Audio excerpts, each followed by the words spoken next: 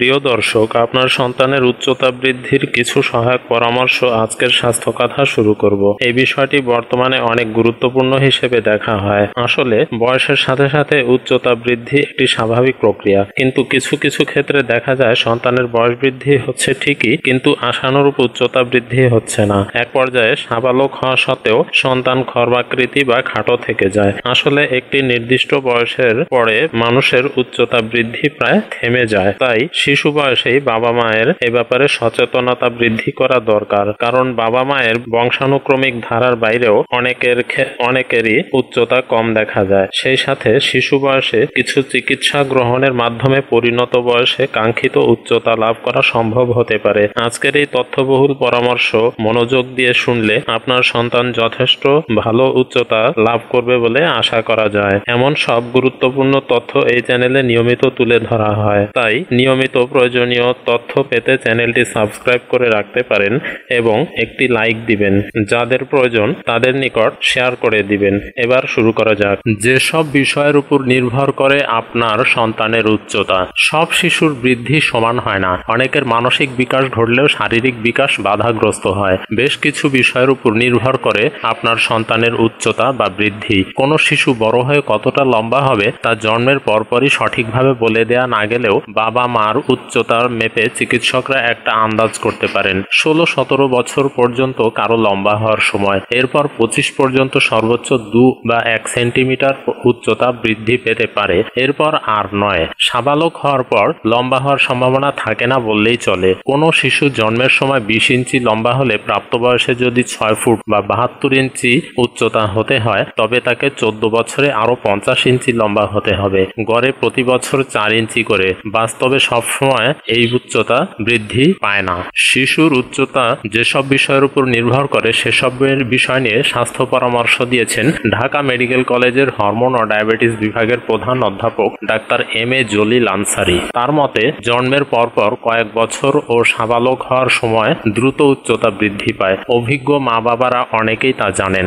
মানুষের উচ্চতা কম বেশি হওয়ার কারণ সাধারণত বংশগত। অনেক রোগ, বিশেষ করে হরমোনজনিত রোগে কারো কারো উচ্চতা অস্বাভাবিকভাবে কম বা বেশি হয়। পৃথিবীতে জানা মতে সবচেয়ে খর্বাকৃতি মানুষের উচ্চতা মাত্র 21 ইঞ্চি এবং সবচেয়ে লম্বা মানুষের 107 ইঞ্চি, প্রায় 5 গুণ তফাৎ। আশ্চর্যজনক বটে। কেন এমন হয় তা নিয়ে গবেষণা হয়েছে।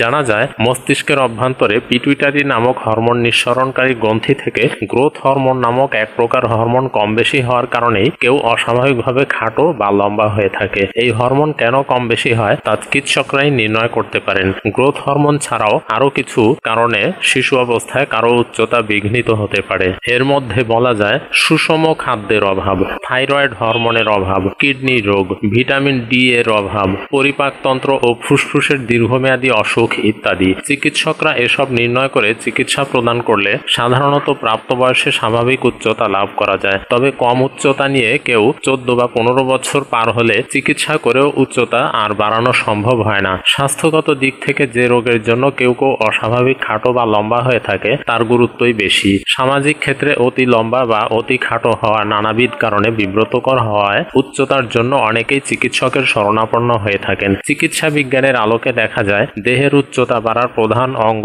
হাত পায়ের লম্বা অস্থিগুলির প্রান্তের কাছাকাছি অবস্থিত গ্রোথ প্লেট নামক অপেক্ষাকৃত নরম কার্টিলেজ গঠিত অংশ হতেই উচ্চতা বৃদ্ধি পায়। অস্থির এই গ্রোথ প্লেট নামক অংশেই গ্রোথ হরমোনের ক্রিয়ার ফলে অস্থি বৃদ্ধি পায় এবং সঙ্গে সঙ্গে দেহের উচ্চতা বাড়তে থাকে। মস্তিষ্কে অবস্থিত ক্ষুদ্রাকার পিটুইটারি গ্রন্থির হরমোন, যাকে গ্রোথ হরমোন বলা হয়, ইহাই মূলত আইজিএফ নামক অপর একটি হরমোনের মাধ্যমে উচ্চতা বৃদ্ধির কাজটি করে থাকে। উচ্চতা বৃদ্ধির এই প্রক্রিয়া 14-15 বছর বয়সে সাবালক হওয়ার পর আর থাকে না, কারণ তখন অস্থির গ্রোথ প্লেট অস্থির সঙ্গে মিলিয়ে যায়। উচ্চতার সঙ্গে অন্যান্য হরমোনের যোগসূত্র থাকলেও গ্রোথ হরমোনের প্রভাবই সবচেয়ে বেশি। গ্রোথ হরমোন বাইরে থেকে ওষুধের আকারে প্রয়োগ করে উচ্চতা বৃদ্ধি করা যায়, তবে এখানে শর্ত হলো যত কম বয়সে প্রয়োগ করা যায় ততই ভালো ফল হয়ে থাকে। 10 বছরের পরে এই হরমোনের প্রয়োগে সুফল পাওয়ার সম্ভাবনা অনেক কম। এ ব্যাপারে অজ্ঞতার কারণে বেশি বয়সেই অনেকেই লম্বা হওয়ার জন্য চিকিৎসা করাতে চান,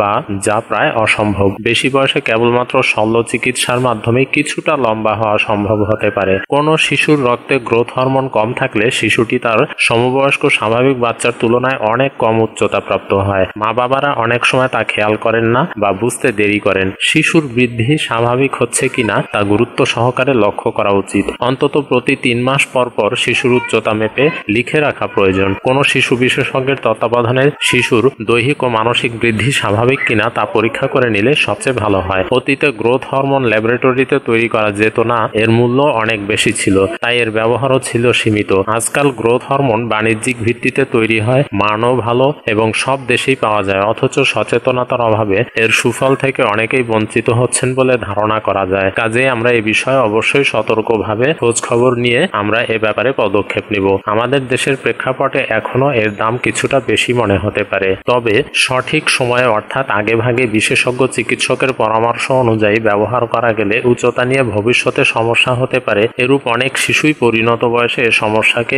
এড়াতে পারেন। একটি স্বাভাবিক উচ্চতা আমাদের শিশু সন্তান বা আমাদের সন্তানেরা একটি স্বাভাবিক উচ্চতা লাভ করতে পারে। গ্রোথ হরমোন দিয়ে চিকিৎসায় আর্থিক ব্যয় বেশি হওয়া ছাড়াও কিছু শারীরিক সমস্যা কদাচিৎ লক্ষ্য করা যায়, তাই চিকিৎসাকালীন কোনো হরমোন বিশেষজ্ঞের তত্ত্বাবধানে থাকা বাঞ্ছনীয় এবং আমরা খুব সতর্কতার সাথে চিকিৎসকের পরামর্শ অনুযায়ী প্রতিটি কাজ করব। দর্শক, ভিডিওটি কেমন লাগলো কমেন্ট বক্সে জানাতে পারেন। ভালো লাগলে একটি লাইক দিবেন, শেয়ার করতে পারেন। যারা এখনো সাবস্ক্রাইব করেনি তারা চ্যানেলটি সাবস্ক্রাইব করে রাখতে পারেন। ধন্যবাদ।